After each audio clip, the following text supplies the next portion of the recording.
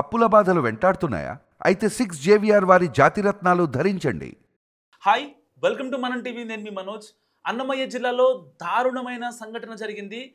సొంత చెల్లిపై అన్న కన్నేసి అతి క్రూరంగా ఆవిడని అత్యాచారం చేసి పలుమార్లు అత్యాచారం చేసిన తర్వాత ఆవిడ గర్భం దాల్చింది. సో ఇప్పుడు ఒక హాస్పిటల్లో ఆవిడ ఒక పాపకి కూడా జన్మనిచ్చిన పరిస్థితి. నిజంగా సభ్య సమాజం ఎటు పోతుందో నిజంగా ఎవరికి అర్థం కావట్లేదు. ఒక ఆడపిల్ల అమ్మ దగ్గర సేఫ్ కాదు, నాన్న దగ్గర సేఫ్ కాదు, కనీసం అన్న తమ్ముడు రక్త సంబంధికుల దగ్గర కూడా అమ్మాయికి రక్షణ లేదు అని అంటే ఇంకా అమ్మాయిలు ఎక్కడ ఉండాలంటూ కూడా చాలామంది ఒక ఆవేదనలో ఉన్న పరిస్థితి. నిజంగా కేవీపల్లిలో 16 ఏళ్ల బాలికను గర్భం చేసిన ఆ యువకుణ్ణి ఇప్పుడు పోలీసులు అదుపులోకి తీసుకున్న పరిస్థితి. అయితే ఆ అమ్మాయి బ్యాక్గ్రౌండ్ సరిగా లేదు, అందుకనే ఈ అబ్బాయి అలా చేసినట్టు కూడా పోలీసుల విచారణలో మనోడు ఒప్పుకున్న పరిస్థితి.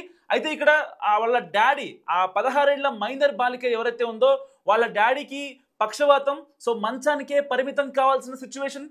అండ్ వాళ్ళ అమ్మ కుటుంబ ఆర్థిక పరిస్థితులు బాగలేవని చెప్పి ఆవిడ కువైట్ వెళ్ళి ఇక్కడ ఎవరైతే ఆ బాలిక ఉందో ఆ బాలిక వాళ్ళ తండ్రికి అవసరమయ్యే వైద్య సహాయానికి అవసరమయ్యే ఖర్చులు కావచ్చు, అవన్నీ కూడా ఆవిడ అక్కడ కూలో నాలోడు చేసుకుంటూ భరిస్తూ ఉన్న సిచ్యువేషన్. కానీ ఇక్కడ ఏదైతే ఆ అమ్మాయికి ఏదన్నా చిన్న అవసరం ఉంటే, లేదంటే అమ్మాయి బయటికి వెళ్ళాలన్నా, వాళ్ళ డాడీకి పక్షవాతంతో బాధపడుతున్న వాళ్ళ డాడీకి మందులు తేవాలన్నా, సో ప్రతి విషయంలోనూ కూడా వాళ్ళ పెద్దనాన్న కొడుకు ఈ అబ్బాయి అయితే ఎవరో ఉన్నారో ఆ అబ్బాయి హెల్ప్ చేసేవాడు.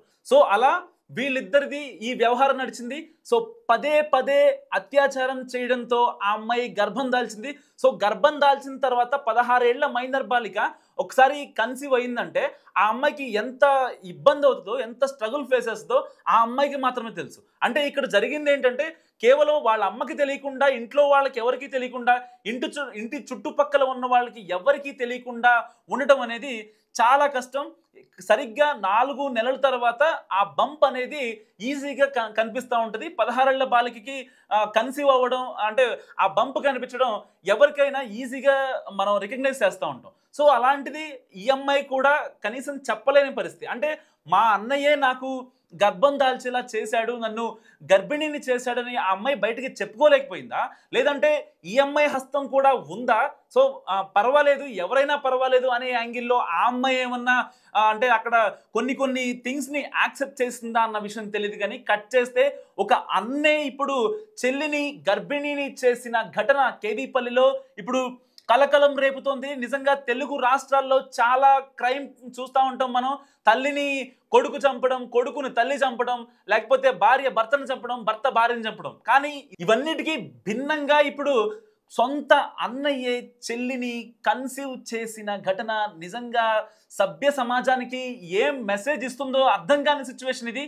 సో ఒక రకంగా కేవలం అక్కడ వాళ్ళ ఇంట్లో ఎవరూ లేరు, ఆ అమ్మాయి ఒక్కటే ఉంటుంది.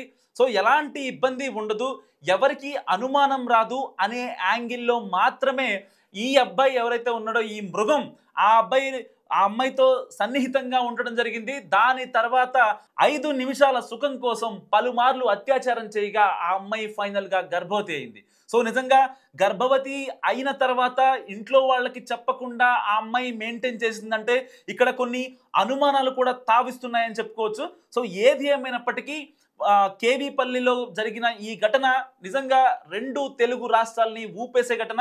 అంటే ఒక చెల్లికి, ఒక ఆడపిల్లకి అన్నయ్య తమ్ముడు దగ్గర కూడా సేఫ్టీ లేదు అనే విషయం ఇప్పుడు చాలా మంది డైజెస్ట్ చేసుకోలేని పరిస్థితిలో ఉన్నారు.